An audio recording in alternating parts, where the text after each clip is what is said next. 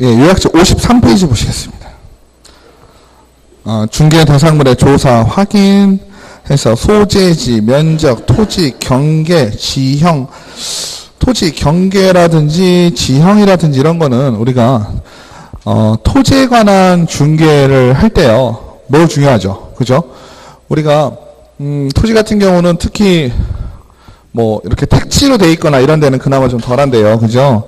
우리가 시골에 있는 땅, 그죠? 논, 밭 이런 거 할 때는 정말 애매한 경우도 많습니다. 이렇게 언덕이 있는 경우도 있고 둔덕이 있는 경우도 있고, 눈으로 볼 때는 당연히 경계가 이렇게 되어 있는데, 그죠? 실제 지적도상으로 보고 측량을 해보니까 넘어가 있는 경우라든지 이런 경우가 상당히 많습니다. 그래서 우리가 좀 애매하다 싶을 경우에는 그런 부분들을 좀 확인하실 필요성이 좀 있습니다. 그래서 기본적으로 우리가 면적은 제곱미터로 하는 것이 당연하고요. 그리고 토지 경계는 지적도나 임야도에 의해서 확인을 하고, 대장이나 등기부는 확인할 수가 없죠. 우리가 등기부 등본이라고 할 때는, 등기부 등본은 뭘 확인할 수 있는 거죠, 우리가? 네, 권리관계를 알 수 있는 거죠. 근데 대장이라고 하는 것들이 있죠. 건축물 대장, 그 다음에 토지 대장, 이런 것들은 어떤 관계? 사실관계, 그죠? 사실관계를 확인할 수가 있습니다. 그래서 등기에 관한 사람, 권리에 관한 사람은 등기부가 우선하고 사실에 관련된 건 대장이 우선한다, 이런 얘기도 드렸었죠.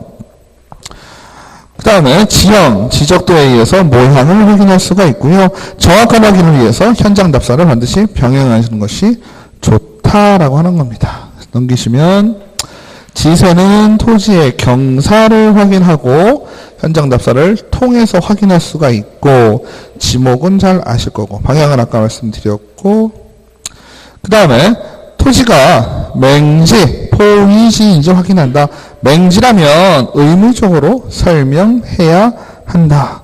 도로가 있다면 사도인지 국도인지를 조사해서 확인한다 라고 되어 있죠. 그래서 토지 같은 경우는 맹지다 그러면은 우리가 부동산 아무것도 잘 모르시는 분들도, 그죠? 맹지에 대해서는 되게 거부감이 있죠. 거의 그린벨트 수준이죠.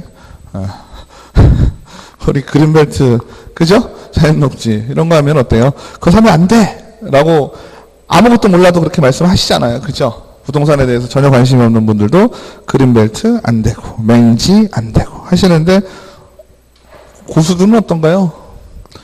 그죠? 그린벨트, 맹지 다 투자 가치가 있다라고 보고 가죠? 그죠? 맹지 같은 경우는 어떻게 보면 어때요? 주식으로 따지면 약간 그런 거 아닌가요? 뭐 이렇게 좀 그런 것들 있잖아요. 가능성은 뭐 우리 흔히 얘기하는 저평가되었지만 뭐 이런 거 있잖아요. 그죠? 저평가되었다든지, 여기서 하나가 뭐가 뜰 거야. 우리 어때요? 맹지에 도로가 날 거야. 뭐 이런 거죠. 그 다음에 무허가 건물, 무허가 건물은 중개 대상물이지만 뭐는 안 될까요? 중개사무소는 할 수가 없겠죠. 네. 그래서 우리가 차리고 나서 공인중개사 사무실을 차리고 무허가 건물을 중개하는 것은 가능하지만, 그죠? 내가 무허가 건물에 있어서는 안 되겠죠? 그래서 무허가 건물이라는 건 결국 건축물 대장에 나오지 않는다는 얘기죠. 그죠? 미등기 건물은 등기가 아직 나지 않은 건물이고, 그러면 미등기 건물은 공인중개사 사무실을 할 수가 있나요, 없나요? 할 수 있다가 정답이죠? 할 수 있다. 어떻게 해요? 아직 신축 건물 같은 경우는 어떻습니까? 건축물 대장은 나왔지만 아직 등기가 안 난 경우 있죠? 그럴 경우에는 그 이유를 사유를 첨부를 해서 등록할 때 내시면 되겠다. 그 다음에 등기부를 통한 조사 확인, 표제부, 갑구, 을구 나옵니다. 표제부는 사실관계만 기재돼서 권리관계는 기재되지 않고요. 갑구와 을구의 소유권 이해의 권리사항이 된다. 그죠?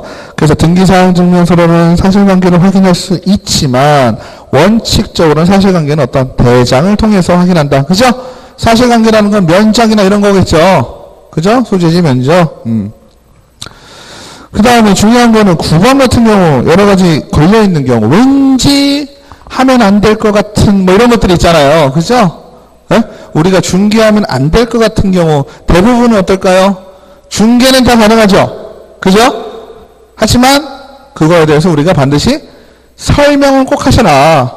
그죠? 이러한 권리관계가 있으니, 그죠? 이러이러한 권리관계가 있으니 그거를 유념하시고 거래를 하시려면 하시고 말려면 마셔라. 이런 거 있죠? 맞나요?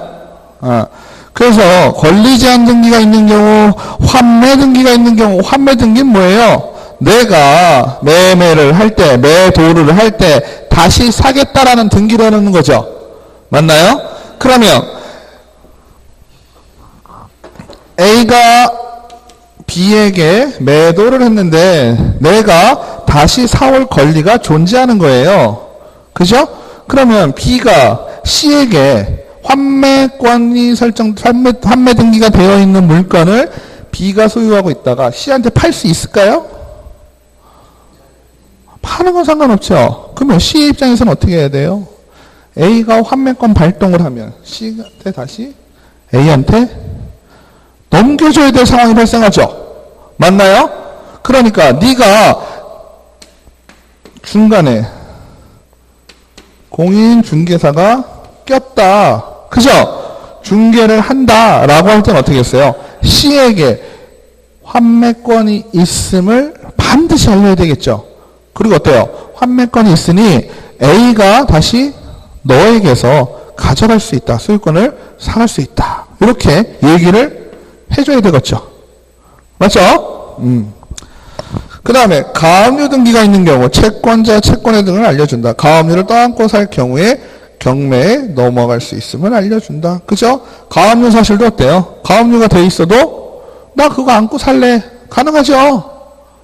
그죠? 사는 사람 입장에서는 어때요? 그거를 내가 감안을 하더라도 금액이 적정한다든지 아니면 더 오를 수 있는 가능성이 있다든지 뭐 이런 상황을 하는 거죠. 하지만 등기 넘어갈 수 있다라는 거를, 경매에 넘어갈 수 있다는 거를 알려줘야 되겠죠.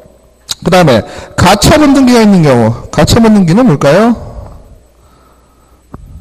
여러분들 계약을 하시잖아요. 매매 계약을 하시는데 매매 계약을 하시는데 어때요? 매매 계약을 해놓고 소유권이 이전되기 전 상태에 내가 대금 지급도 하고 언제 하기로 약정을 해놨잖아요. 언제 소유권 이전 등기를 해주기로 약정을 했잖아요. 근데 가끔은 불안하지 않으세요? 그 사람이 딴 사람한테 또 팔면 어떡해? 소유권이 나한테 넘어온 게 아니니까. 그렇지 않나요? 아닌가요? 안 불안하세요? 우리는 신의를 바탕으로, 신뢰를 바탕으로 거래를 하기 때문에 그런 경우 별로 없으신가요? 가끔은 불안하시죠? 그죠? 내가 계약을 했는데 또 다른 사람한테 팔 수도 있는 거잖아요. 부동산이라는 게 주머니에 넣고 갈 수 있으면 얼마나 좋아요. 그죠? 주머니에 넣고 가져갈 수가 없어요. 가져갈 수가 없다 보니까 등기의 방법, 등기 이전, 소유권 이전의 방법으로 소유권이 바뀌는데 나한테 판단해놓고 다른 사람에게 소유권 이전 등기 해줄 수도 있잖아요. 그러니까 그 소유권 이전 등기를 못하게 막아놓는 장치가 필요할 수도 있겠죠? 우리가 가처분이라는 말은 어디서 제일 많이 들으세요? 공사 중지, 가처분 뭐 이런 거 있지 않아요? 뭐 들어보셨어요? 막 옆에서 우리 집 앞에, 그죠? 우리 집 앞에 뭐 건물을 짓는다든지 뭐 공사를 막 하고 있는데 이게 문제가 있는 불법이라든지 예를 들어서 아니면 우리 집의 경계를 넘어와서 한다든지 이럴 때는 공사 중지 가처분을 때리잖아요. 그죠? 맞나요? 그럼 어떻게 돼요? 공사할 수 있어요, 없어요? 할 수 없죠? 근데 공사를 못하게 된 사람도 손해가 발생할 수도 있죠. 그 사람이 가처분 신청을 했는데 그 가처분이 유효하지 않은 경우 있을 수 있어요. 맞죠? 그럴 경우는 어떻게 될까요? 역공을 당하겠죠. 어떻게 될까요? 손해배상 줄줄이 들어오겠죠. 네가 건 가처분 때문에 내가 발생한 손해가 엄청나게 많다. 그 가처분은 바꾸면 안 되겠죠. 그죠?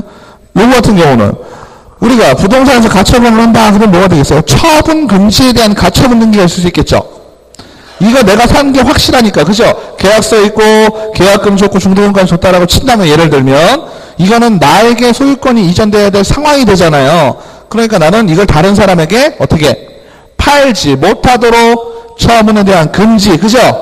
처분 금지에 대한 가처분 신청을 해야 된다는 얘기죠. 그럼 이런 게 있을 경우 어떻게 되겠어요?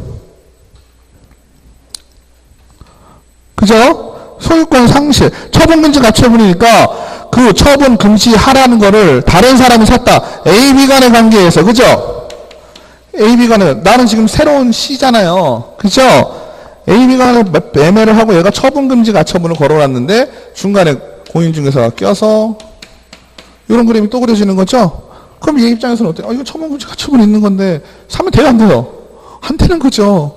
설명해 줘야 되겠죠? 그 다음에 가처분은 또 뭐가 있나요? 점유 이전 금지라는 것도 있어요. 점유 이전은 뭐예요? 점유한다는 거는 임대차에 대한 부분이죠. 그죠? 임대차 부분은 경매나 이런 경우 명도 같은 거 할 때 있죠. 경매 낙찰받았는데 명도해야 되잖아요.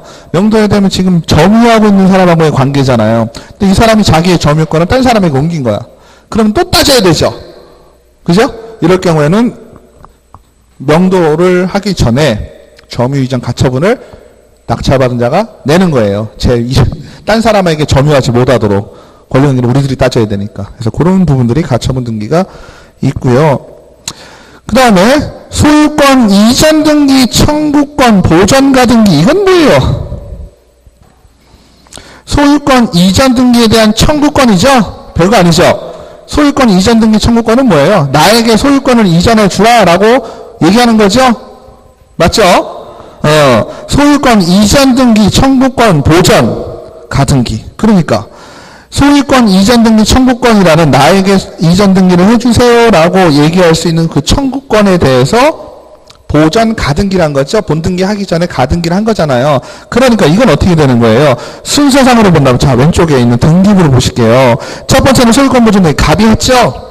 그 다음에 병이 어떻게 했어요? 소유권 이전 등기 청구권에 보전 가등기를 했죠. 아직 본등기는 안 갔잖아요. 그죠? 소유권 이전 해달라고 청구하지 않았어요. 그죠? 근데 3번이 뭐예요? 병2가 소유권 이전 등기를 했네요. 누구한테? 갑에서 병2로 간 거잖아요. 소유권 이전 등기가 됐잖아요. 근데 병이 소유권 이전 등기 청구권 보전 가등기를 근거로 소유권 이전 등기 해달라고 하는 거잖아요.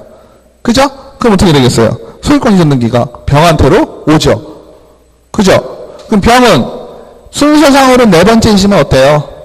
두 번째 보전 가등기를 해놨잖아요. 가등기를 해놨다는 얘기는 가등기는 쉽게 얘기하면 뭐예요? 순위를 보존하기 위해 발당가는 거죠. 실제로 약간 표 사지 않아도 줄 서 있을 때 앞에다 줄 서놓는 거 있잖아요. 그죠? 식구들. 그래서 본등기 표 살 때 어때요? 바로 이제 가서 사는 거죠. 뒤에 사람들 줄줄이 있어도 어때요? 애견만은 줄 세워놓고, 그죠? 줄 세우는 거예요. 실제로 표는 아직 안 샀어. 순서만 기다리고 있는 거죠. 그럼 난 저쪽 가서 화장실 갔다 왔는데 표 살 때쯤 돼가지고 막 가가지고 내가 표를 살 수도 있잖아요. 이해되시죠? 뒤에 사람들 줄줄이 있어도 난 미리 걸어놨으니까. 네. 그 얘기입니다. 그래서 이런 것들이 있을 경우에 반드시 설명을 해야 되고, 중요한 건 뭘까요? 이런 거 있으면 안 하시는 게 좋아요. 안 하시는 게 좋아요. 이런 거는 굳이 하실 필요가 없어요. 안 해도 뭐 얼마나 많은데, 그죠? 자, 넘기시겠습니다.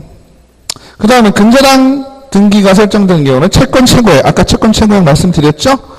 채권 최고액은 실제 채권 금액이 아니고 채권에 대한 최고액이기 때문에 은행 입장에서는 어때요? 이자나 이런 것들 있잖아요. 그죠? 이 사람이 안 내고 버틴다. 1억 빌렸는데 안 내고 버티면 1억 1000이 될 수도 있고 1억 2000이 될 수도 있잖아요. 그러니까 20% 혹은 30%의 범위 내에서 최고액을 더 걸어 놓는다라는 얘기입니다. 자, 그 다음에 손해배상 책임인데요. 손해배상 책임은 중요하죠. 그죠? 교재가 또 없으시죠? 235페이지인데요. 235페이지 보시면 손해배상 책임에 대해서 몇 가지가 나옵니다.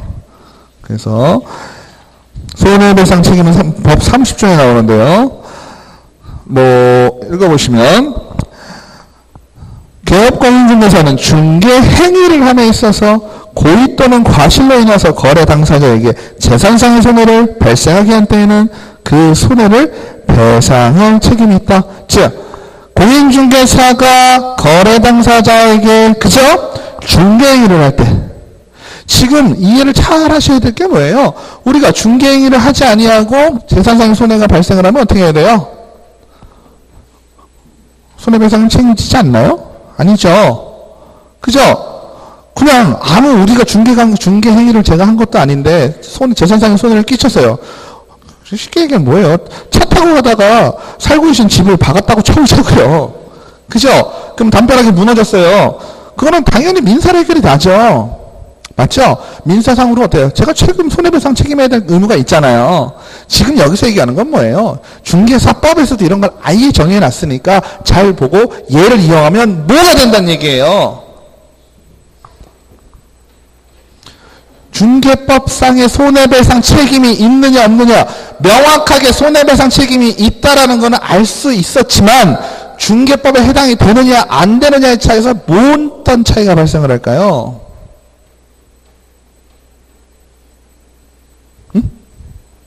중개법에 대해서 중개법, 공인중개사법에서 손해배상 책임이라는 게 인정이 된다면 뭐가 있냐면요.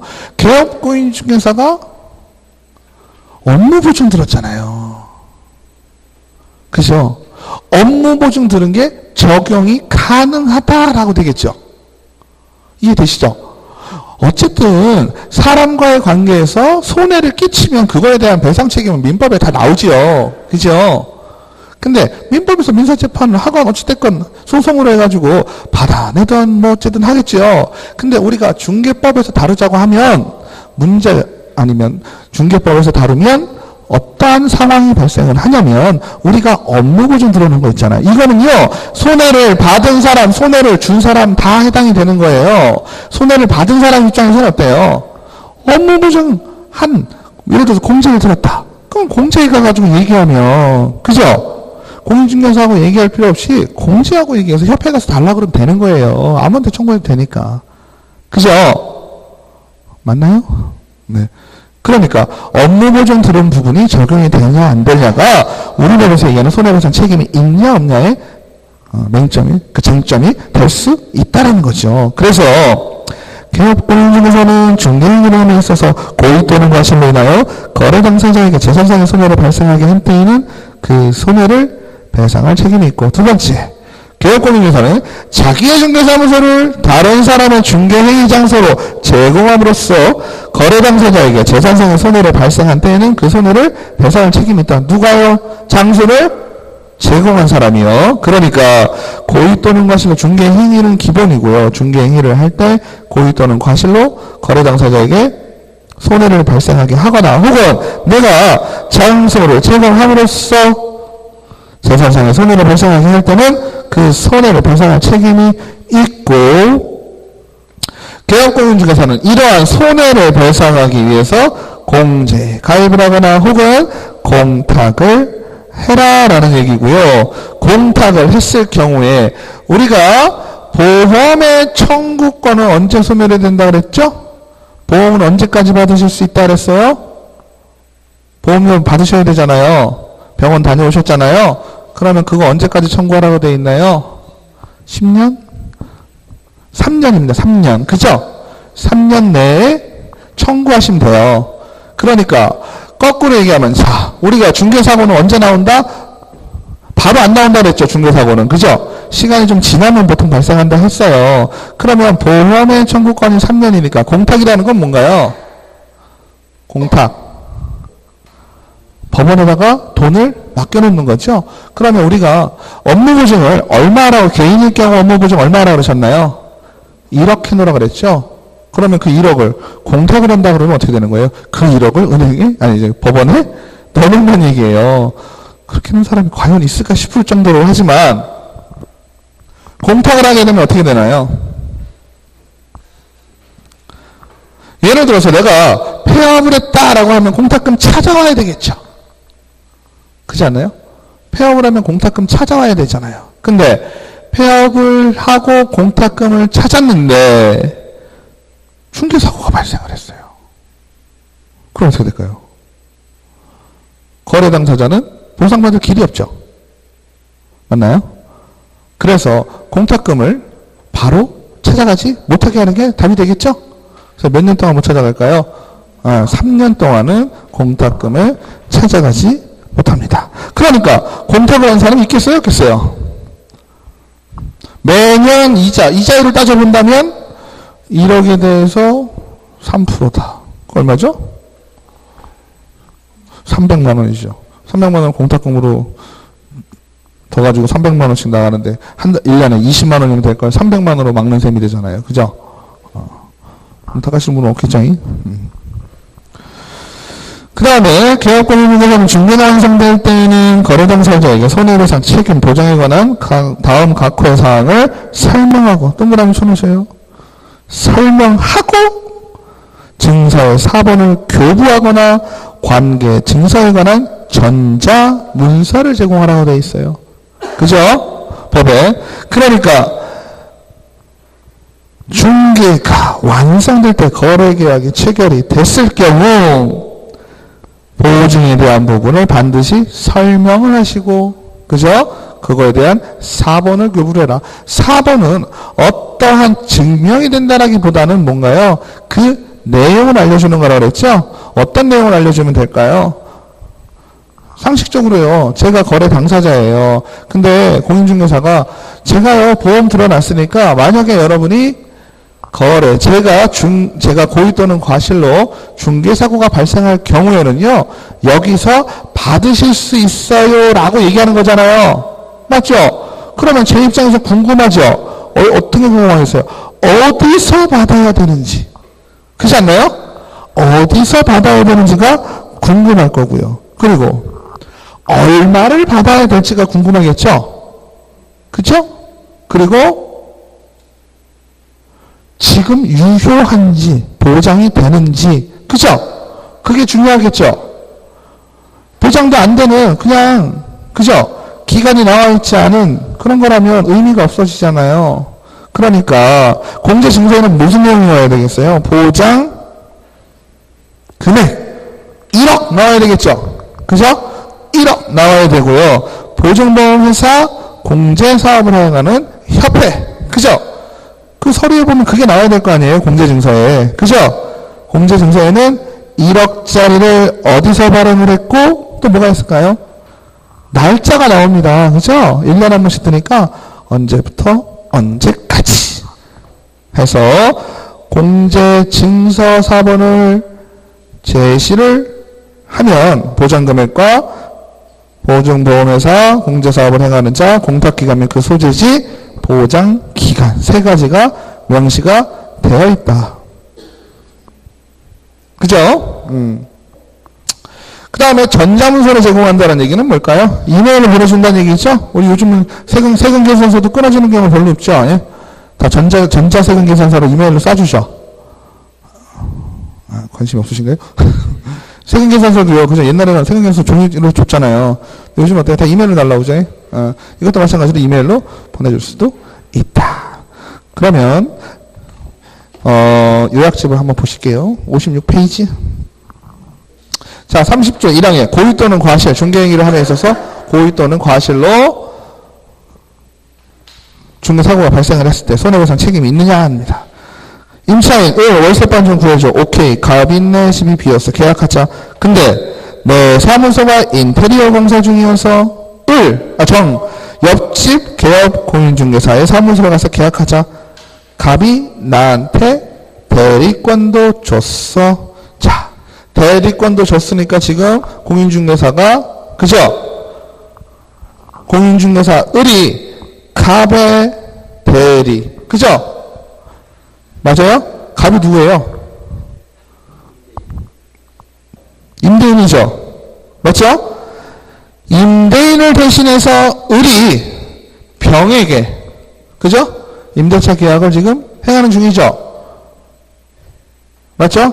한쪽만 대리하는 거니까 대리의 문제가 있나요, 없나요? 없죠. 그죠? 우선 대리의 문제 없어졌어요. 그 다음에 내 사무실이 지금 인테리어 공사예요. 정의 사무실에 가서 계약서를 쓰자. 문제가 있을까요, 없을까요? 네? 어떤 거요? 장소의 제공. 문제가 생기면 누구의 책임? 장소를 빌려준 2항이죠. 30조의 2항. 문제가 생겼을 경우에는 누구? 정에게도 문제가 손해배상 책임이 발생한다 라고 보여주는 거죠. 어쨌든 중요한 건 뭐예요? 병이 을하고 이렇게 계약을 체결을 했는데 을이 어떤 거예요? 보증금을 들고 날랐대요. 을은 협회에 1억 원 한도의 공제가 가입되어 있었고 병은 정신적 손해 5천만 원도 입었다. 그죠? 자, 정리를 다시 해볼게요. 을이라는 사람이 있었는데, 그죠? 을이라는 사람이 병이라는 임차인에 대해서 갑의 대리권을 수여받아서 계약을 했는데 중개를 한 거죠. 정의 사무실로 가서 했어요. 그죠? 근데 병에게 계약금을 받고 날랐네요. 근데 어찌됐건 을도 공인중개사죠. 그래서 을도 공제를 1억을 들은 거예요. 맞죠? 근데 병이 입은 손해는 1억에다가 정신적인 피해보상 5천 해서 1억 5천만 원을 지금 주장하고 있는 상태죠. 몇 줄 안 되는데 조금 복잡하죠? 안 복잡하신가요? 이 정도는 그냥 가볍게? 그러면 첫 번째, 병이 을과 협회에게 손해배상 청구가 가능한가? 이거는 을이 중개를 했다라고 보는 개념인 거죠. 그죠? 을이 중개를 했다. 대리권을 받아서 했긴 갑의 위치에서 했지만 중개를 했다라고 보는 거냐? 답은 뭐예요? 당연히 가능하다. 그죠? 왜? 을이 지금 뭐예요? 중개행위를 함에 있어서, 그죠? 중개행위를 함에 있어서 고의 또는 과실. 지금은 뭘까요? 돈을 갖고 날린 상황이죠. 돈을 갖고 날랐으니까 고의죠. 그죠? 고의로 중개사고를 발생시켰잖아. 을이. 그죠? 그러니까 을이 가입한 협회에서는 어때요? 당연히 병에 대하여, 그죠? 을을 대신해서 손해배상 청구를 해주겠죠. 손해배상을 해주겠죠. 그러니까 병은 협회에다가 손해배상 청구를 할 수가 있겠죠. 그죠? 그러냐? 병의 입장에서는 지금 어디까지 왔어요? 아, 을이 중개활동을 한 것이고 고의로 잘못을 했으니, 그죠? 공인중개사법 30조 1항을 만족시켰다라고 보는 거죠. 그러니까 병의 입장에서는 협회에다가 나 손해에 대해서 돈 주시오라고 할 수 있죠. 맞죠? 근데 병이 입은 손해는 지금 얼마예요? 1억 5천이죠. 근데 1억 5천을 자세히 따져보면 어때요? 1억은 재산상의 손해, 5천만 원은 정신적 위자료죠. 기본적으로 우리가 1억을 들었으니까 재산상의 손해가 1억 5천이라고 해도 공인협회에서는 1억밖에 안 해줄 거예요. 그것까지는 아시겠죠. 그러면 예를 들어서 재산상의 손해가 5천만 원, 정신적 손해가 3천만 원 이렇게 청구를 했어요. 그럼 협회에서 8천만 원을 줄까요? 안 주겠죠. 5천만 원만 주겠죠. 다 이제 공부가 잘 되셔가지고 이 정도에 물어보는 건 재미가 없으시죠. 정신적 손해는 받을 수가 없다. 틀리다 맞다? 받을 수는 있다. 그죠? 받을 수 있는 건 협회하고는 관계가 없다. 어떤 법으로 따져야 돼요? 이 법으로 따지자는 게 아니다. 민법으로 따지자. 아시겠죠? 정신적 위자료자, 우리 위자료라고 하잖아요. 그죠? 정신적 손해에 대한 위자료는 민법으로 따로 따져야지 중개법에서 따지는 일은 아니다. 네. 그 다음에 인과관계도 당연히 충족을 했고요. 그 다음에 병이 협회의 공제금을 청구하기 위한 필요한 서류, 어찌됐건 협회에서 알았죠? 지금 단계는 어때요? 위자료를 못 받아도 1억에 대해서는 지금 받을 수 있는 걸로 지금 생각이 들었잖아요. 한도가 있건 간에 어찌됐건 간에 재산상의 손해는 1억을 발생을 했으니까. 그러면 병은 협회한테 돈 주시오 라고 해야 되잖아요. 그죠? 그러면 협회도 바보가 아니고 돈 달라는 건 다 주지 않을 거 아니에요. 그죠? 정당하게 청구할 수 있는 사람들에게만 줄 거 아니에요. 그럼 정당하게 청구할 수 있는 권리가 어떤 게 있을까요?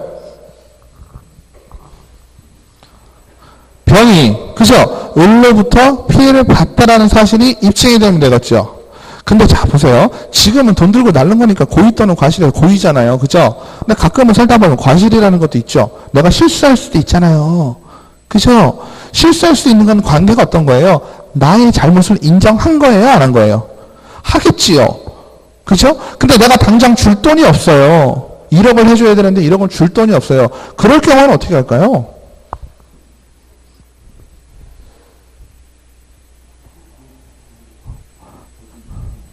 그죠? 그러면 공인중개사 한번 보세요.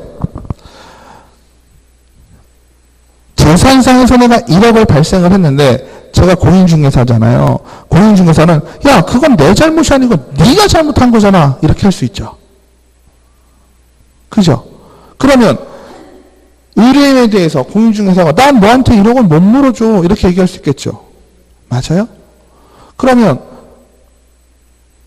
거래 의뢰인은 협회에 쫓아가가지고 그럼 네가 줘. 이렇게 되겠죠. 근데 협회 입장에서는 저랑 똑같겠죠. 못 주죠. 협회에서. 맞죠? 맞나요? 협회에서 돈을 주건 제가 그렇죠. 제가 거래 당사자에게 돈을 주겠다라는 어떠한 의도가 없지 않는 한 협회에서는 거래 당사자에게 돈을 주진 않아요. 손해배상 해주지 않아요. 아시겠죠? 그러면 내가 거래 당사자에게 돈을 줘야 될 상황이 내 뜻으로 하는 경우도 있고 법으로 따졌더니 내가 지는 경우도 있겠지요. 이해되시죠? 협회는요 나의 분신이죠. 그죠? 내가 주기 싫으면 협회도 주기 싫은 거예요. 현재 상황. 근데 내가 쿨하게 인정해버렸어요. 나의 과실이었네 라고 할 경우에는 어때요? 주겠죠. 그죠? 그러면 그런 서류들이 지금 4가지가 나오는데 한번 보실게요. 손해배상 합의서, 재판전의 합의. 즉 어찌됐든 간에 재산상의 손해가 발생하면 화가 나고 돈을 달라 하겠죠. 근데 나는 못 주네 이러면 어떻게 돼요? 재판해야 되겠죠. 맞죠? 근데 재판하기 전에 제가 어떻게 한 거예요? 현재 상황. 손해배상에 대한 합의서야 쿨하게 인정해버린 거죠. 그래요. 내 과실이에요. 내가 잘못했어요. 내가 줄게요. 그러면 어때요? 고려당사자는. 그러면 그거에 대해서 합의서 하나만 써주세요. 왜 협회 가서 청구하기요? 이게 가능하다는 얘기지. 아시겠죠? 첫 번째 합의서 받으시면 돼요. 두 번째 화해조서. 화해조서는 뭐예요? 재판이 진행이 된 거예요. 재판이 진행이 된 거예요. 그러니까 소송을 한 거죠. 소송을 하는데 제가 암만 생각해봐도 이거는 내가 아니라고는 얘기는 해놨지만 내 과실이 맞는 것 같아 이럴 수 있죠. 그죠? 그럴 경우에는 재판 판결 나기 전에 어때요? 그래 맞아. 쉽게 화해하자 이런 얘기죠. 합의한 거예요. 합의해서 내 잘못을 인정을 한 경우죠. 이런 경우에는 어때요? 협회도 인정을 할 수밖에 없겠죠. 협회 가서 거래 당사자는 협회 가서 팔아. 너네 협회에 가입한 공인중개사가 공인중개사의 과실을 인정했다. 그러니 나 돈 줘라. 돈 줘라는요, 협회에서 100% 준다는 뜻은 아니에요.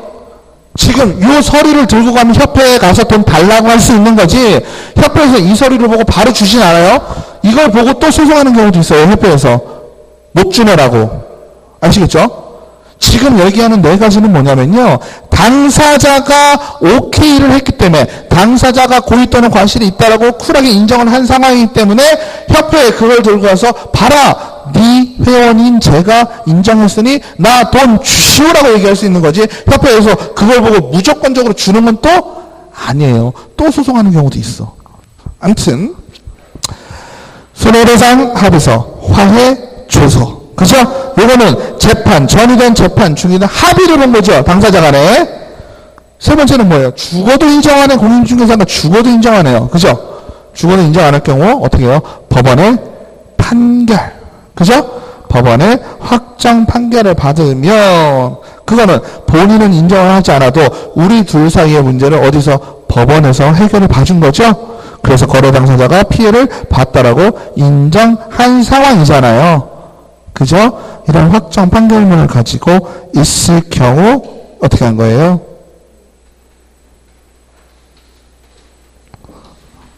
협회에다가 공제금을 청구할 수 있다라는 거고요.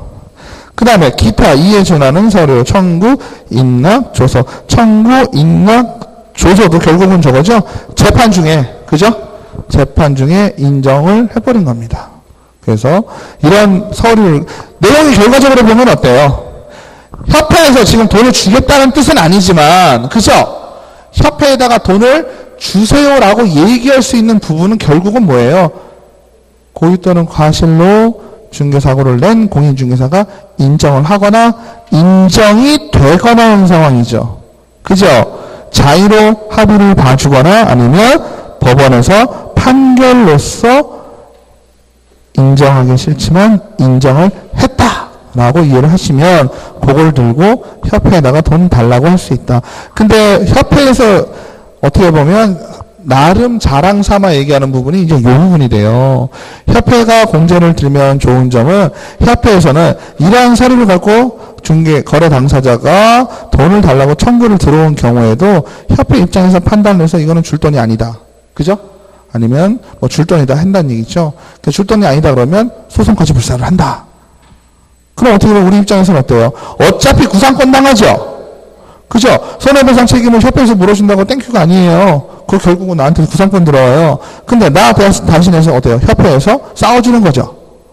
그래서 뭐 협회가 장점이 있다. 뭐 이런 식으로 협회 광고를 합니다. 예를 들어 서울보증 같은 경우는 어떨까요? 서울보증보험 같은데 보증서 같은 경우는요. 거의 대부분 이런 식의 서류를 갖추어서 청구를 하면 그냥 내준대요. 그냥 내주고 거꾸로 서울보증에서 나한테 그냥 구상권 청구하는 거예요. 네. 네? 네. 그렇죠. 소송은 원래 그렇죠. 네, 승소를 하게 되면 비용이 추가적으로 드는 부분이 있잖아요. 그래서 판결 날 때 그러잖아요. 모든 비용은 그죠?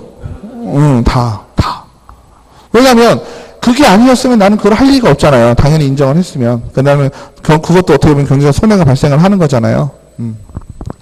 소송 비용은 누가 부담한다. 이렇게 판결까지 다 나죠. 그 다음에 협회 1억 5천만 원 모두 손해배상 청구가 가능한다. 손해배상 청구는 안 되죠. 이거 좀 금액이 애매하게 해놨죠. 5천을 해놨어야지 얘기하기가 쉬운데, 그죠? 1억 5천 원이니까 원래 안 돼요. 그죠? 원래 1억을 못 넣는데. 그 다음에 협회가 손해배상을 지급하는 협회와 의뢰 법률관계 도망간 의뢰죠? 의뢰는 어떻게 해야 돼요? 협회가 손해배상을 하면 공제가 중단이 되는 거죠. 중단이 되면 어떻게 해야 돼요? 15일 동그라미 쳐놓으셔요. 여기 57페이지입니다. 50페이지 양갈로 4번. 계약공인중개사는 15일 이내에 공제에 다시 가입하여야 한다.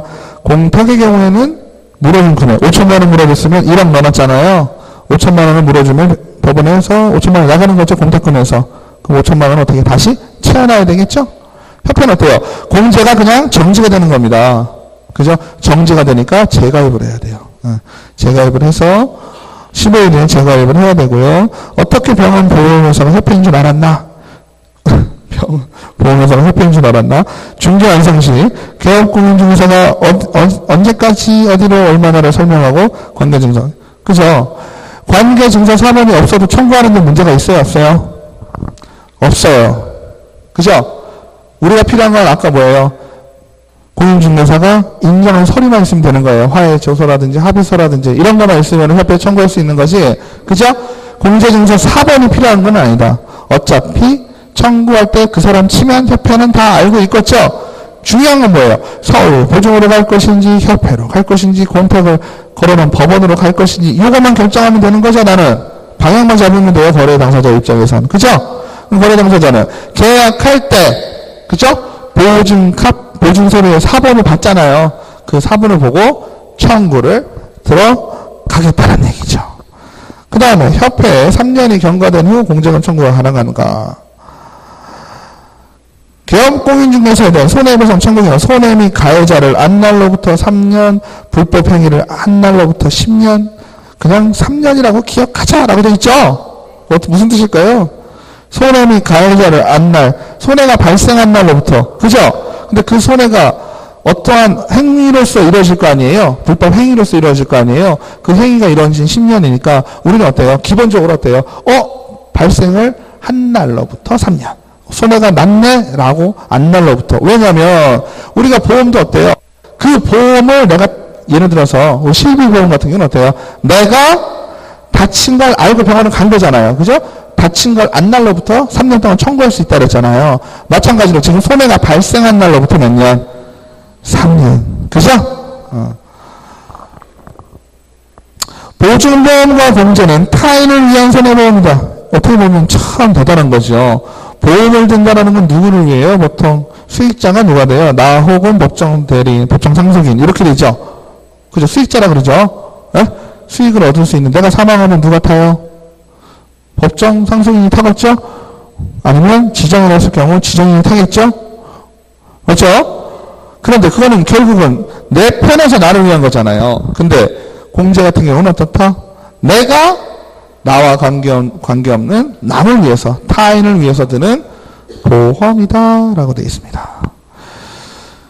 그 다음에 공탁의 경우 개업공인인가서에 대한 손해배상 청구 기한과 동일의 3년이고요. 보증보험 공제의 경우 타인을 위한 손해보험이다. 그 다음에 넘기시겠습니다. 네. 네. 그렇죠.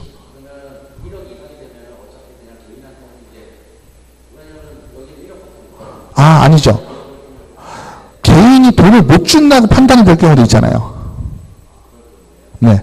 개인이, 그러니까 무조건 협회로 가는 이유는 뭐냐면요. 협회에서는 1억까지만 한도 책임을 지잖아요. 그거에 대해서는 거래 당사자 입장에서는 어때요? 받기가 편하겠죠.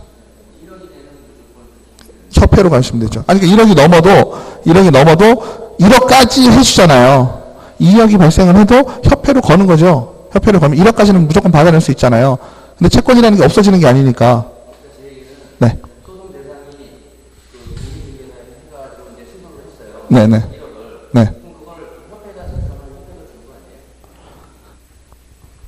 그러니까 지금 말씀드리는 건 뭐냐면, 협회에다가 달라고 할 때는 이 둘과는 채무에 관한 존재만을 확인하는 거예요. 법원의 확정 판결이라는 건. 그죠?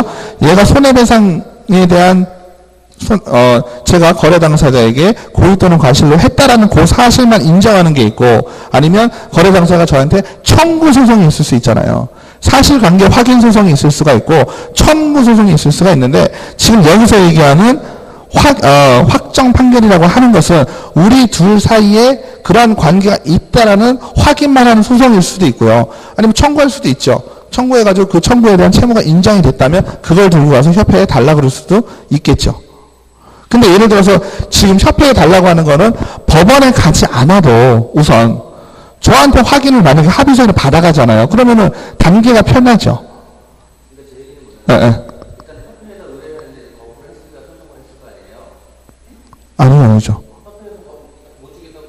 아니요. 지금 여기서 얘기하는 소송 말씀하신, 제가 처음에 나온 소송은 그 뜻이 아니고, 협회에다가 돈을 달라고 할 때는 제가 거래 당사자예요. 예를 들어서 제가 손해를 봤어요. 손해를 봤는데 공인중개사한테 가서, 야, 이거 네가 잘못해서 나 손해 봤네. 이랬더니 공인중개사가 미안해, 내가 실수로 그랬어. 인정해서 합의서를 딱 써줬어요. 그러면 너 합의 어떻게 할래? 이러니까, 야, 미안한데 협회 가서 우선 받아. 이러는 거죠. 그러면 합의서만 가지고도 나는 갈 수가 있어요. 근데 공인중개사가, 야, 그건 내 잘못이 아니야. 이렇게 얘기가 된 거예요. 그건 내 잘못이 아니야. 그럴 경우에는 공인중개사한테 소송을 두 가지로 걸 수가 있는 거예요. 네가 잘못했다라는 걸 인정하는 거, 아니면 네가 잘못했다는 부분의 인정을 딱 넘어서 그 돈까지 더 청구할 거야. 이 소송이 있을 수가 있거든요. 그 상황에 따라서 사실관계 확인은 소송이 더 짧을 수가 있잖아요. 그러면 짧은 소송을 해서 내가 이기잖아요. 왜? 얘는 나한테 합의서를 안 주거든. 그러면 그걸 들고 협회로 가는 거예요. 협회로 갔더니 협회에서도 인정을 해서 주는 경우도 있고, 내가 볼 때는 이거 갖고는 또 안 돼. 너 나랑 또 소송해. 이런 경우도 있을 수 있죠. 네. 근데 대부분 법원의 확정 판결을 들고 가면 어떻게 했어요? 주겠죠. 근데 얘가 합의서를 들고 가면은 따져보겠죠. 많이 따져보죠. 협회에서는. 그죠? 얘가 그냥 귀찮고 난 더 이상 뭐 이런 분위기면 하잖아요.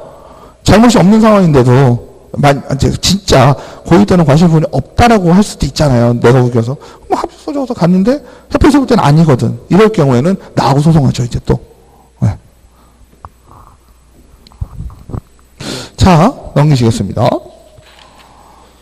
자, 30조 2항의 손해배상. 2항은 뭐예요? 빌려준 거죠.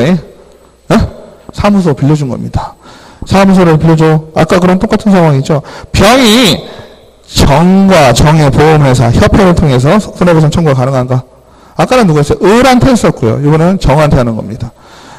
병의 입장에서는 어떨까요? 을이든 정이든 결론만 말씀드리면 상관없죠. 그죠? 지금은 당사자는 을이었어요. 그죠? 계약금 받고 날른 놈도 을이죠. 근데 계약서를 어디서 썼어요? 정의 사무실에 썼죠? 맞죠? 정의 사무실에 썼으니까 정한테 청구할 수도 있어요. 왜요?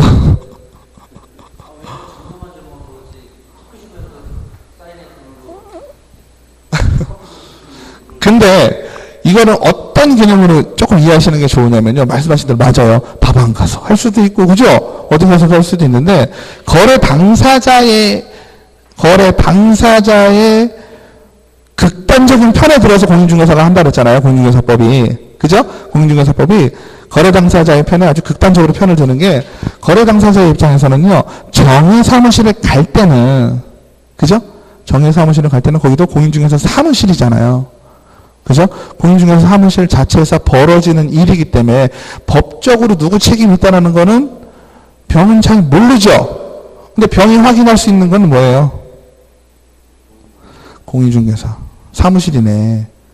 그럼 얘가 해주겠다라는 어떠한 기대감, 그죠? 그거에 대한 어떠한 안정감을 느끼고 거기를 들어간다고 보여지는 거죠. 따지자면, 굳이 따지자면. 실제로 누가 한 거? 을이 한 거잖아요. 그죠? 실제로는 을이 했지만, 정이 개업하는 사무실에서 만약에 계약서를 작성을 했다면, 정에 대해서도 정도 신뢰, 거래 당사자에게 신뢰를 줬다라고 볼 수 있는 거예요. 그러니까, 우리가 만약에 정의 입장이면 어떻게 해야 되겠어요? 거부해야 되지. 그죠? 근데 대부분 어떨까요? 지금 이게 정말 그러니까 정말 아주 사실적인 내가 이제 인테리어 공사 때문이라면 얘기가 좀 달라질 수 있겠지만, 이거는 뭐 거의 좀 불법행위 냄새가 좀 나죠. 어쩔 수 없이. 그죠? 네?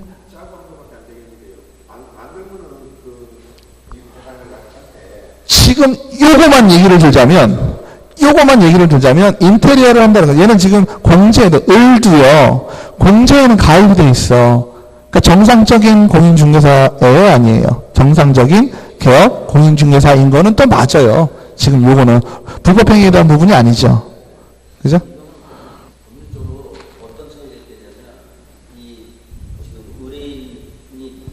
병. 네.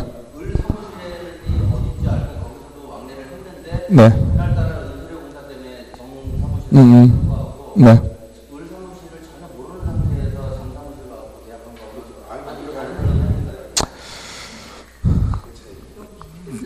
맞습니다. 그거는 이제 진짜